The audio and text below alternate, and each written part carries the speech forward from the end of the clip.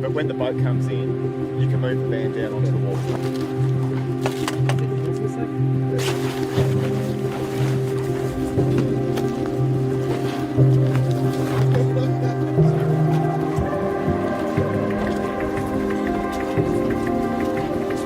Il y a encore quelques heures, j'étais tout seul au large avec une très grosse houle et du vent fort qui rentrait. Deux très grosses dépressions qui rentrent, c'était vraiment le sud. Et là ce matin, en tournant la pointe sud-est de la Tasmanie, en rentrant dans la baie de Hobart, j'ai réalisé que notre tour du monde en solo de l'Arkea Ultimate Challenge prenait une autre tournure. On passe dans ce qui serait plus de l'aventure en fait, c'est une escale improbable, on est complètement à l'autre bout du monde. Et là de voir l'équipe arriver, les gens avec qui je travaille toute l'année, l'émotion était énorme. Welcome to Australia, mate. Ah. Allez, on va faire la première en même temps. C'est pas fini. Ça va ou quoi? Ouais, ça va. Ouais, t'as bonne mine, hein? Ouais. Désolé. C'est pas fini. Ouais, non, On va refaire tout fini.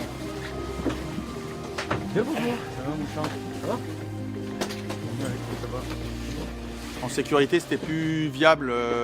On a un balcon avant qui s'était désolidarisé de la coque et qui faisait que le filet avant n'était pas navigable. C'est vraiment ce qui m'a fait prendre la décision de m'arrêter. Au-delà de la performance, au-delà de la réparation des foils que j'avais réussi à faire, cette notion de sécurité, elle est trop importante pour qu'on la mette de côté. Et on va essayer de mettre à profit ce temps pour remettre le bateau dans ses moindres détails et de le checker pour la deuxième moitié du Tour du Monde. Il y a plein de sports mécaniques où l'arrêt au stand ou ce qu'ils appellent le box-box fait partie de la course et fait partie de la stratégie de créer une opportunité qu'on reparte avec une deuxième moitié de Tour du Monde comme quand on est parti de Brest et parce qu'on sait maintenant que ça va se jouer sur la fiabilité.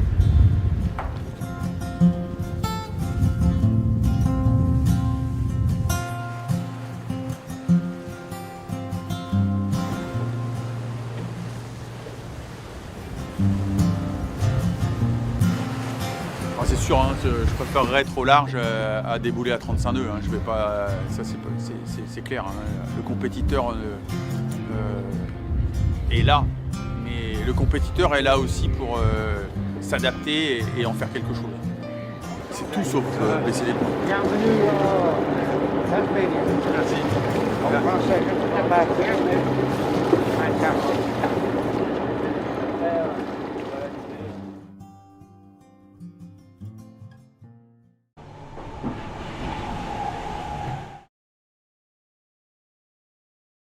Il y a encore quelques heures, j'étais tout seul au large avec une très grosse houle et du vent fort qui rentrait. Deux très grosses dépressions qui rentrent. C'était vraiment le sud, c'était une ambiance terrible. Et là ce matin, en tournant la pointe sud-est de la Tasmanie, en rentrant dans la baie de Hobart, j'ai réalisé que notre tour du monde en solo de l'Arkea Ultimate Challenge prenait une autre tournure. On passe dans ce qui serait plus de l'aventure en fait, c'est une escale improbable, c'était pas du tout envisagé ni envisageable. On est à l'autre bout du monde, on est complètement à l'autre bout du monde. Et là de voir l'équipe arriver, les gens avec qui je travaille toute l'année, l'émotion était énorme. En sécurité, c'était plus viable. On a un balcon avant qui s'était désolidarisé de la coque et qui faisait que le filet avant n'était pas navigable. C'est vraiment ce qui m'a fait prendre la décision de m'arrêter. Au-delà de la performance, au-delà de la réparation des foils que j'avais réussi à faire, cette notion de sécurité, elle est trop importante pour qu'on la mette de côté. Et donc on va essayer de mettre à profit ce temps pour remettre le bateau dans ses moindres détails et de le checker pour la deuxième moitié du Tour du Monde. Il y a plein de sports mécaniques où l'arrêt au stand ou ce qu'ils appellent le box-box fait partie de la course et fait partie de la stratégie, que ce soit les 24 heures du Mans, en moto, en voiture, que ce soit en Formule 1. Et finalement, c'est un choix aussi de stratège de créer une opportunité qu'on reparte avec une deuxième moitié de Tour du Monde comme quand on est parti de Brest. Et parce qu'on sait maintenant que ça va se jouer sur la fiabilité. L'enchaînement qu'a fait Charles est potentiellement pas rattrapable.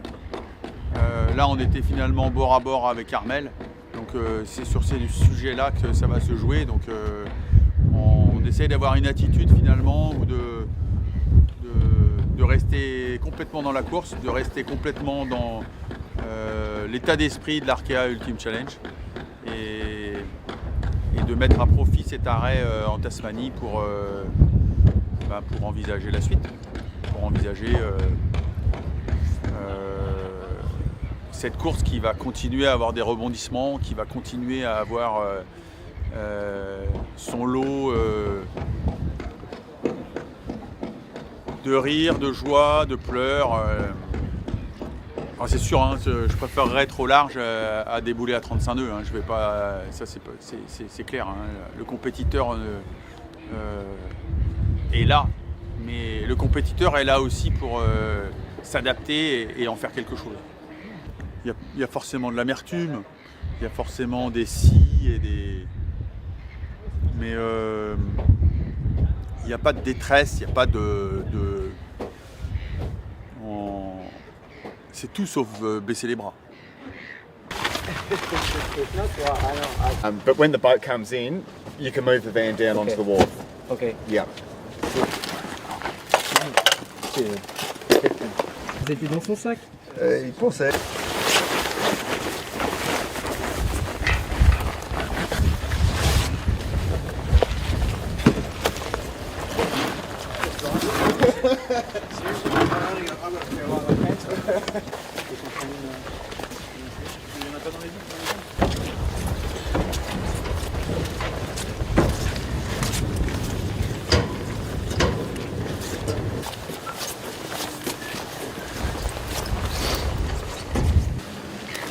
Ok. Bon, ça devrait aller.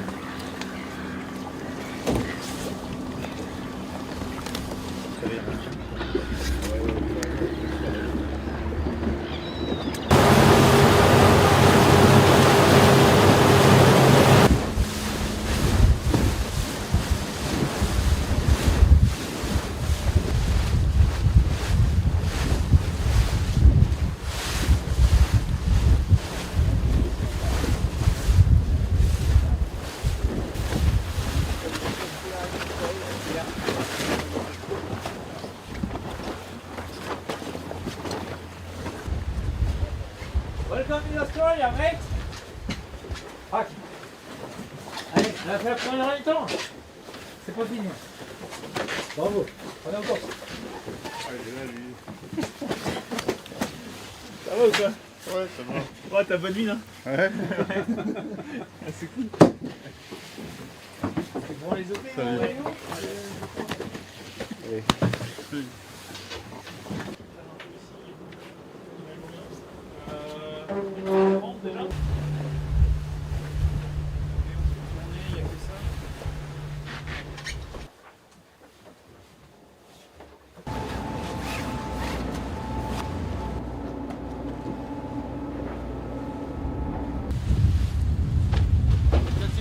In Hobart, Thomas Coville met up with his technical team, an unexpected, necessary, but nonetheless unwelcome reunion as he pit stops with Sodebo Ultim 3 for repairs.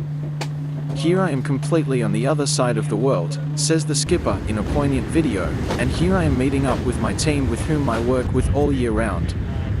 The emotion was enormous. He added in terms of security, it was no longer viable. The bow pulpit had separated from the hull and meant that the front net was not useful. That's really what made me decide to stop. Beyond the performance, the repair of the foils that I managed to do, this need for safety is too important to put it aside. There are plenty of motorsports where pit stopping is part of the strategy. And now we know this race is down to reliability. In his video, Coville said, "Just a few hours ago, I was all alone out at sea in a very heavy swell and strong winds. 2 deep low-pressure systems were moving in. This was really the Big South. A horrible atmosphere. This morning, as I rounded the southeast tip of Tasmania and entered Hobart Bay, I understood that our solo round-the-world voyage, the Archaea Ultim Challenge, was taking a different turn. We have entered what is more of an adventure. I wasn't expecting this pit stop. It wasn't planned, and we hadn't even considered that. We're on the other side of the world. Completely the other side of the world." Seeing the team turn up, with people I have worked with throughout the year, was highly emotional. In terms of safety, it just wasn't possible. The pulpit had broken away from the hull, so the forward net could not be used. That's what really led me to this decision to stop. More than performance, and more than repairing the foils, which I managed to do. The question of safety is too important to leave to one side. We are going to try to make the most of this time to give the boat a good checkup for the second half of the round-the-world voyage. There are lots of mechanical sports where a pit stop, or what some people call a box, is part of the race and strategy. That's the case for the Le Mans 24-hour race, whether in a car or on a motorbike or F1. In the end, it is also a matter of strategy so that we can set off on the second half of the voyage in the same condition we set off from Brest. We know now that it is all a question of reliability. Bienvenue à Tasmania. En français, je ne sais pas dire, mais...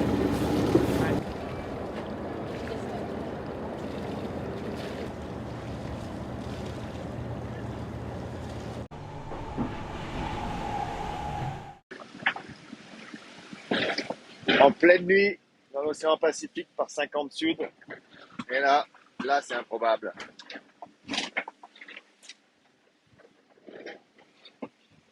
Mon alarme AIS qui sonne.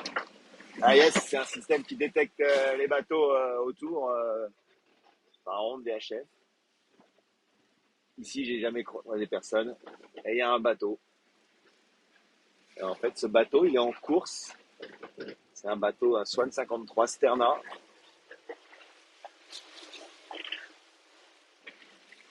J'ai été surpris d'entendre l'alarme AIS parce que je m'attendais à l'alarme de collision.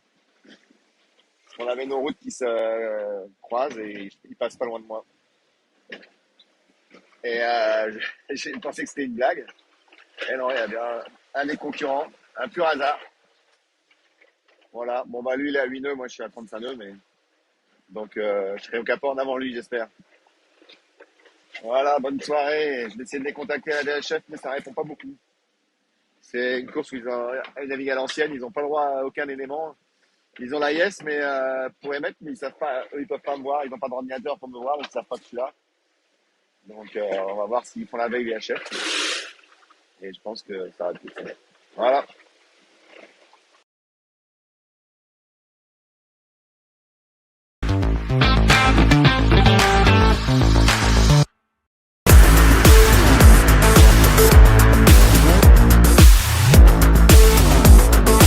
Bienvenue dans l'océan Indien. Ça envoie un peu en ce moment. Il y a de la mer, il y a du vent. Voilà, on est le 27 janvier. Ça fait 20 jours qu'on est parti. On a une petite pensée pour des camarades qui sont arrêtés à Cape Town. J'espère qu'ils vont pouvoir repartir rapidement. On se rapproche du Cap Lewin et ça remue un peu à bord de Banque Populaire. Ça a bien remué dans l'Indien en effet. Cette entrée d'océan est toujours très difficile parce que c'est un changement de rythme. Il y a une grosse dépression qui était en arrière du Banque Populaire et qui a poussé Armel a accéléré justement pour ne pas se retrouver dans du vent trop fort, et ça lui a permis aussi de faire une des plus longues distances parcourues en 24 heures sur un ultime en course.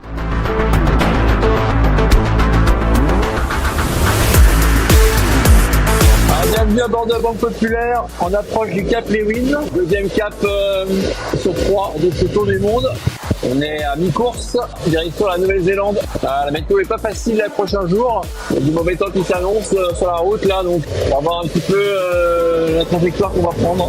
L'étape de la mi-course franchie, Marcel et Nicolas de la cellule routage réfléchissent à la meilleure route. Si Armel passe sous la Nouvelle-Zélande, en fait, il s'expose à des vents de plus de 50 nœuds, une mer de plus de 8 mètres, des conditions qui sont pas praticables avec un ultime. Il y a une autre option qui est le détroit de Cook, entre les deux îles de la Nouvelle-Zélande, mais là aussi le vent est très fort avec du trafic maritime, une mer assez formée, et le sud de la Nouvelle-Zélande aujourd'hui semble pas être une solution envisagée. Le choix de passer dans le nord de la Nouvelle-Zélande, c'est vraiment le choix du bon sens. Ça va pas être simple non plus, parce qu'au nord de la Nouvelle-Zélande, il y a 30-35 nœuds, donc il va falloir qu'ils trouvent le bon couloir de vent pour ne pas s'exposer trop vite à ces vents forts, trouver le bon créneau, le bon endroit pour garder ce sens marin et son bateau en bon état pour pouvoir traverser le Pacifique qui va encore durer quand même une semaine. Le programme de la semaine prochaine, c'est d'aller au Cap Horn et d'accompagner cette dépression, d'attendre que cette dépression s'évacue pour pouvoir faire route directe vers le Cap Horn dans des vents et des mers plus maniables. Ça avance pas mal, la mer est toujours bien formée. Allez, je vous remontre un peu l'extérieur. Allez, bye bye.